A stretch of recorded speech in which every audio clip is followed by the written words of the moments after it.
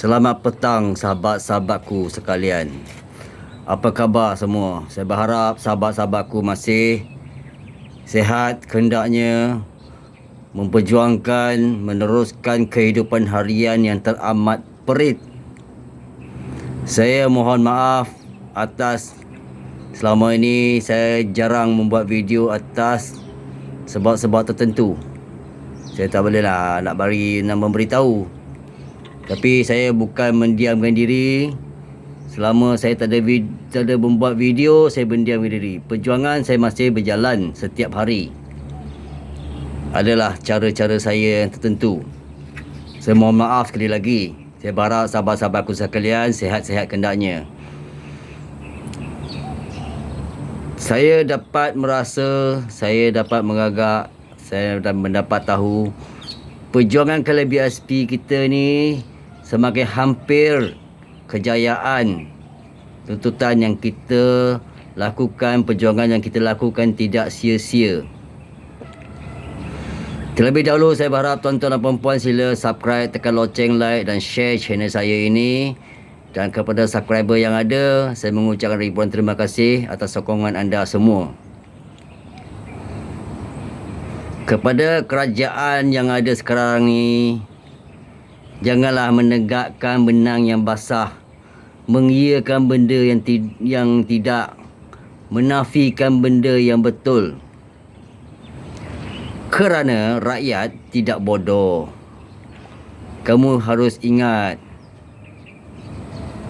saya tahu bukan hanya pembangkang yang tidak menyukai kerajaan yang ada. Bahkan ahli-ahli sendiri pun ada yang tidak berpuas hati.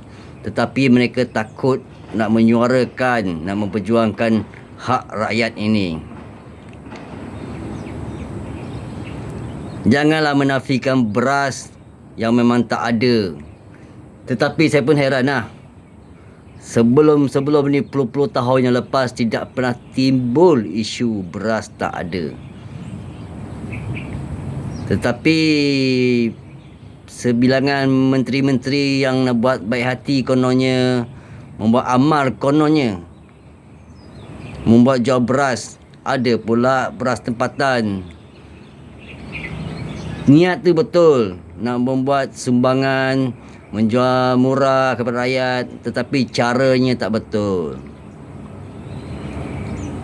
Tak usahlah kemar-gemburkan.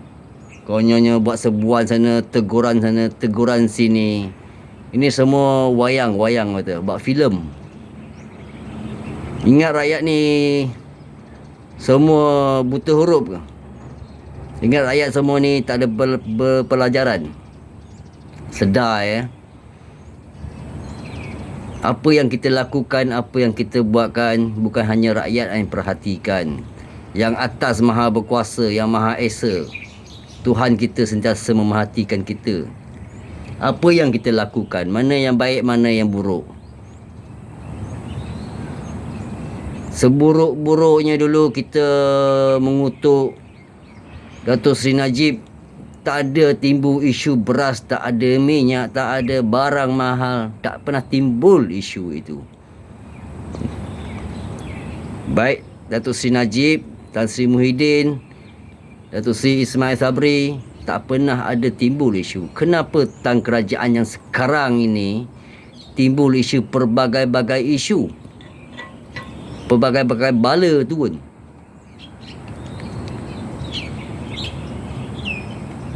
Dalam Kala BSP pun ada akta dia. Kita boleh keluarkan duit untuk kelangsungan hidup yang susah. Itu duit kami, duit kita orang.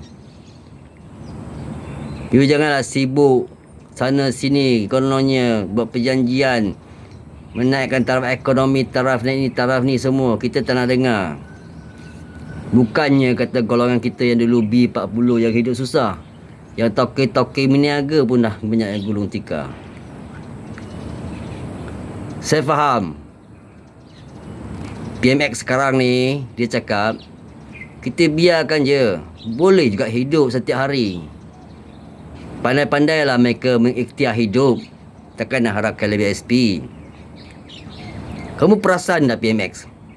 Semakin hari rakyat semakin teruk, makin ramai yang sengsara. Memanglah kita teruskan hidup. Nyawa di tangan Tuhan, belum nak mati lagi. Tapi kamu menyiksa kita orang. Bukannya kita malas bekerja, bukannya kita tak nak bekerja. Kami bekerja mencari duit, tetapi nilai barang lebih mahal. Mana menteri yang bongok kata RM200 cukup beli. Apa barang yang dibelinya? Cukup tak sebulan untuk 5 orang anak, 6 orang anak? Cukup tak? Setakat beli beras 5 kilo, 10 kilo sekampit. Saya satu bulan untuk peribadi saya, satu bulan 5 beg tau. Anak saya 5 orang.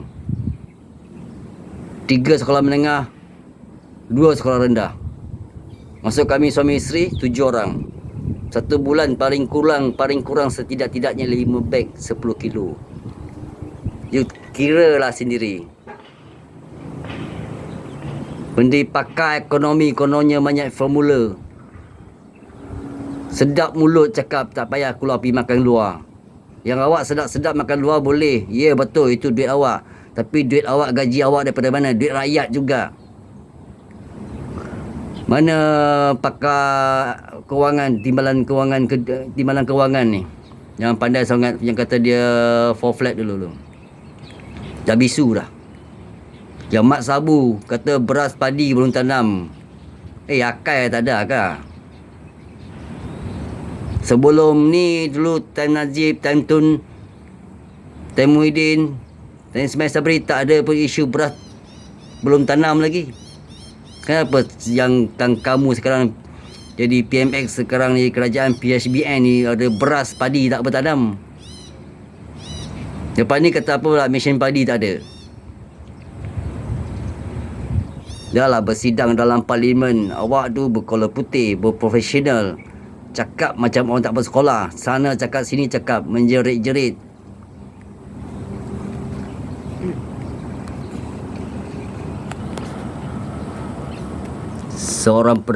Sepatutnya awak jadi seorang Perdana Menteri, cakap tu biarlah profesional sikit. Saya tengoklah daripada dulu, zaman Tun Dr. Mahathir, zaman Muhyiddin, zaman Ismail Sabri, tak pernah menjerit-jerit bercakap dalam parlimen. Inilah satu-satunya PMX jadi Perdana Menteri bercakap menjerit-jerit, penuh dengan baran, penuh dengan emosi, mengeluarkan kata-kata yang tidak sepatutnya yang diluahkan, dicakap oleh seorang Perdana Menteri.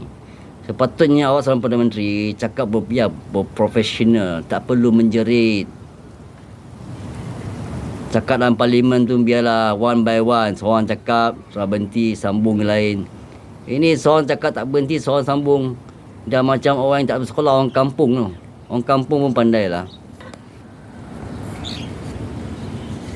Mana punya bengak mentega pun saya tak tahulah. Kami tak nak cerita banyak. You all tak ada reason, tak ada alasan, tak nak keluarkan duit ke LBSP kami. Ini yang semakin mendesak, terdesak.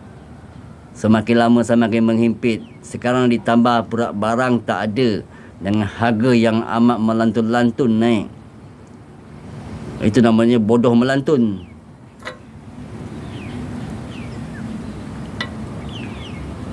You orang semua bukannya orang cerdik.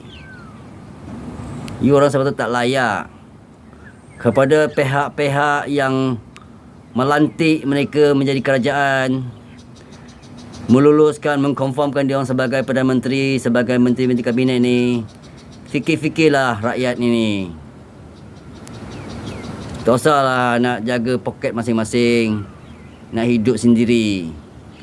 Rakyat ni pun perlu dijaga, barulah negara boleh maju. Rakyat ada duit berbelanja dengan baik. Bermakna duit tu ada rolling, ada pusingan pergi balik duit, barulah negara maju. Saya berharap pihak yang melantik, yang meluluskan, yang mengkonfirmkan kerajaan sekarang ni, silalah berjiwa rakyat yang sepenuhnya. Dengarlah rintihan rakyat, jangan cakap manis di bebek. Rakyat, kesusahan rakyat perlu dia ambil berat, tetapi tak ambil berat pun, tak nampak pun. Saya berharap selepas ini adalah adakan sinar untuk kami yang tengah susah sesak ni, diluluskan pengurangan kelebihan SP secepat mungkin yang boleh. Dah saya rasa setahun lebih lah tuntutan kami ni.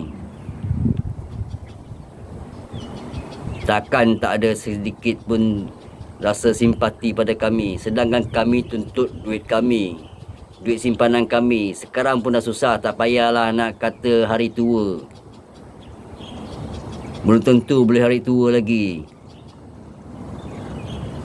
Lagipun kita keluarkan duit kelebihan SP bukannya kita keluarkan habis. Bukan kita kosongkan akaun. Mesti ada berbaki lagi. Ya, betul, tak banyak.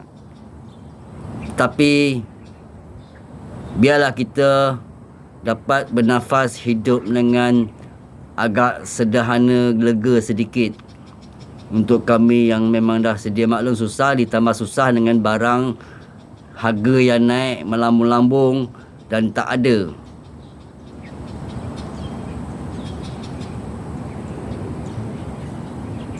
Janganlah buat kami macam ni. Kami nak duit kami sahaja. Kami tak minta pun duit kerajaan. Saya berharap dalam bulan Oktober ini diluluskan lah tuntutan kelebihan SP kami ni. Kalau nak ikut pun kerusi, kamu semua ni memang tak layak je kerajaan. Tak layak. Bukan kata kamu tak pandai buat kerja. Mengikut bilangan kerusi tu, kamu tak layak. Jadi saya berharap pihak yang melantik, yang mengkonformkan dia orang menjadi kerajaan ni, ambil kira dah sedikit. Gunakanlah sistem perlembagaan undang-undang yang telah sedia termaktub. Silalah patuhi undang-undang. Janganlah bab tentang bahagian ini tak nak mengikut undang-undang, tetapi yang lain mengikut undang sepenuhnya. Biarlah kita adil dan saksama.